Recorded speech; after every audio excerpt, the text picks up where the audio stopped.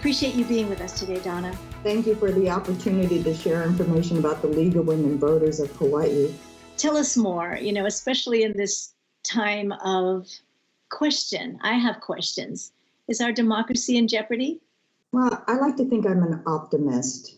And where we are today is very different than where we were 100 years ago, or even 200 years ago, or even 50 years ago.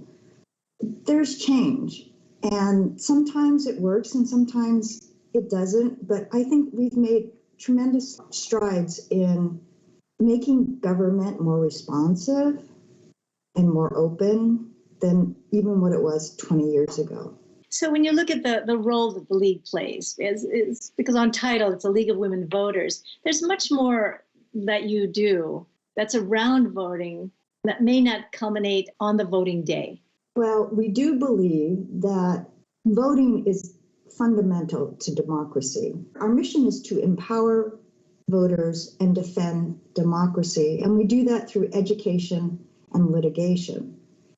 We sponsor candidate forums, and we write pros and cons on ballot measures so that people will know how to vote on certain issues.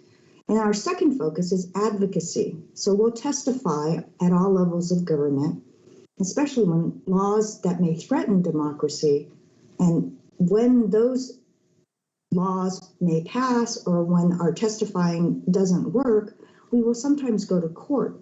So we do want to promote a representative, accountable, and responsive government. But yes, let me explain something about the name of the League of Women Voters. It's somewhat misnamed because as our democracy has changed, so has our membership, and so has what we do. We started out as a group of women, but now men since 1973 are members, and we may only say we're voters, but we encourage and invite anyone who's interested in government. What kind of laws or what kind of proposals would threaten democracy that you would be paying attention to? We find that there's a lot of disinformation out there. And so it helps when government can explain what is going on. I think it reassures all of the people in our community that what they're doing is for the best of our community. Whenever there's bills that may challenge or threaten that openness, the League will often speak out against it or for it.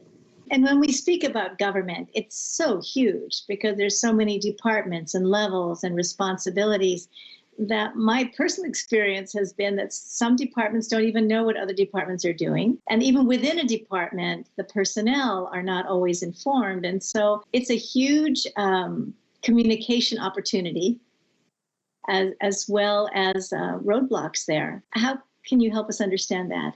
Well, the League does study, and they're very much engaged in all levels of government.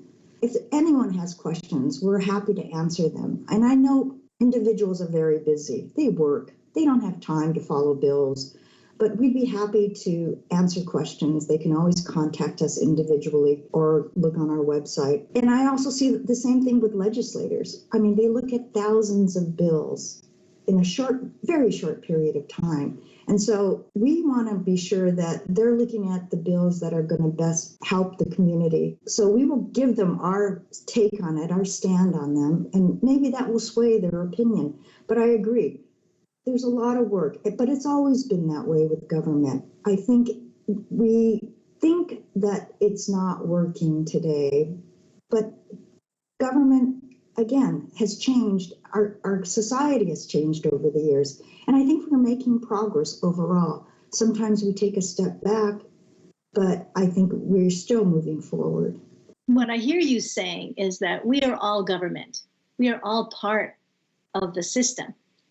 And that when we don't do our part to ask questions, not just voting, but questions and being engaged, even in one issue, because we are busy and we have families and concerns, but we are part of the solution as well. We are. And that's why, again, the League believes that voting is, and the power of the vote is fundamental to democracy. we saw a historic change in 2020. We had the most number of registered voters that Hawaii has ever seen, and we had a historic turnout too. And I think that's going to impact our 2022 elections, because legislators are looking at that and saying, oh my gosh, they may come out in those numbers, and if they don't like what I'm doing now, that could change. I'm hoping we can transition our legislators and government people from looking at they, meaning us, to we. I was lucky enough to sit on a number of interviews with our legislators, as the League has a program called Know Year Legislators. And so we interviewed them about their priorities and shared what League priorities are. And I came away very impressed that they were willing to listen. They were holding, some of them were holding community meetings. Granted, not everyone can attend those, but they heard the people. And they came back and told us that it changed their thinking. Mm. So we want to encourage more legislators to do that, to spend time with their constituents and find out what's important to them. One legislator said it totally threw out all of his priorities, and now he's focused on different ones. Some parting words as we conclude our conversation today. Well, the League of Women Voters wants to encourage people to vote. It's very important. And if they have any questions, please reach out to us. We'd be happy to answer questions or help them understand what the questions are.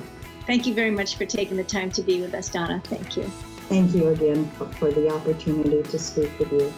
Thank you for listening to my conversation with Donna Oba, who is the Hawaiʻi State President for the League of Women Voters.